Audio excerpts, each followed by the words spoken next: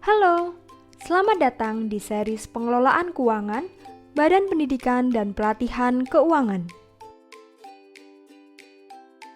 Pada video ini, kita akan membahas peran dan tugas KPA pada satuan kerja.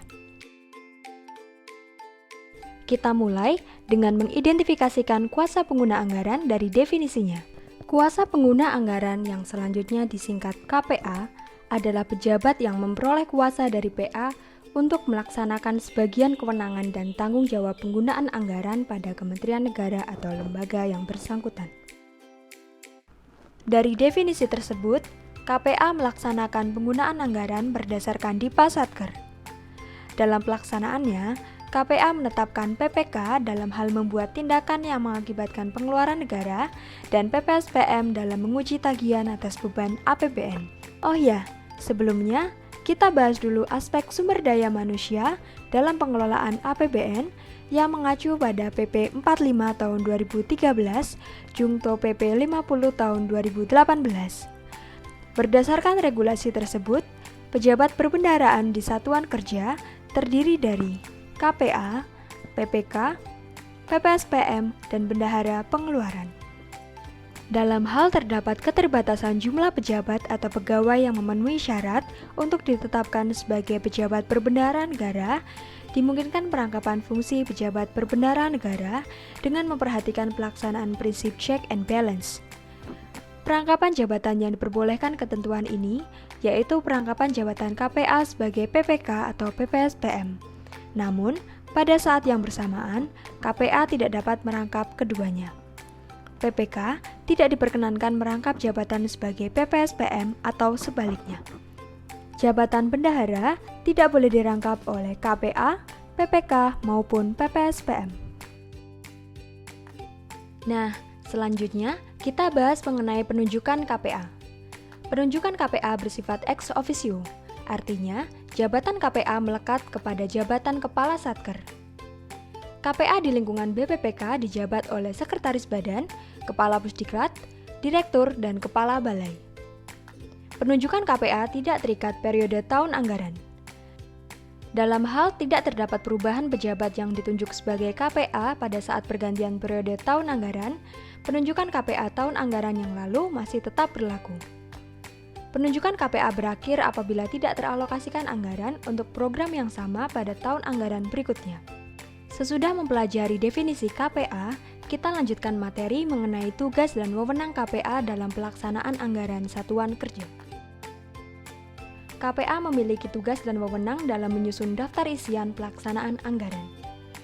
DIPA adalah dokumen pelaksanaan anggaran yang digunakan sebagai acuan pengguna anggaran dalam melaksanakan kegiatan pemerintahan sebagai pelaksanaan APBN.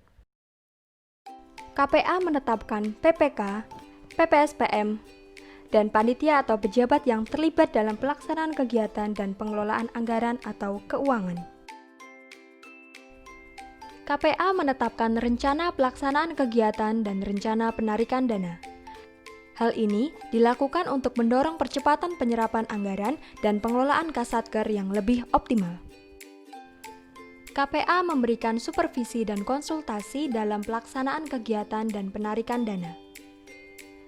KPA diharapkan memiliki pengetahuan, keterampilan, dan kualifikasi profesional yang memadai untuk memberikan bantuan penasehatan kepada suatu organisasi, kelompok, atau individu yang memerlukan arahan dan bimbingan terkait pelaksanaan kegiatan dan penarikan dana. Mengawasi penatausahaan dokumen dan transaksi yang berkaitan dengan pelaksanaan kegiatan dan anggaran.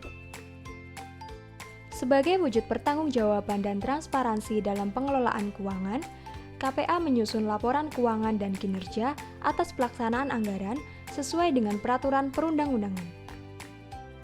Setelah mempelajari tugas dan wewenang KPA, selanjutnya kita membahas mengenai tanggung jawab KPA. Pelaksanaan tanggung jawab KPA kepada PA atas pelaksanaan kegiatan dan anggarannya dilakukan dalam bentuk sebagai berikut. Mengesahkan rencana pelaksanaan kegiatan dan rencana penarikan dana.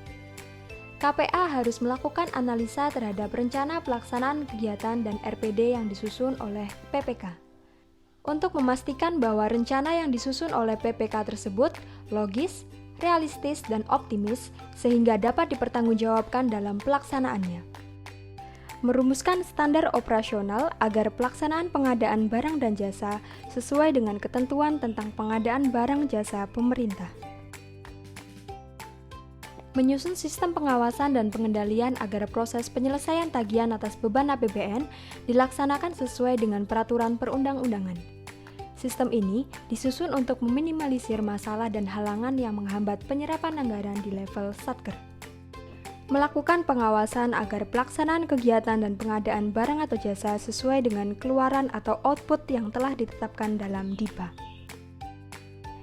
Melakukan monitoring dan evaluasi agar pembuatan perjanjian atau kontrak pengadaan barang dan jasa dan pembayaran atas beban APBN sesuai dengan keluaran atau output yang telah ditetapkan dalam DIPA serta rencana yang telah ditetapkan.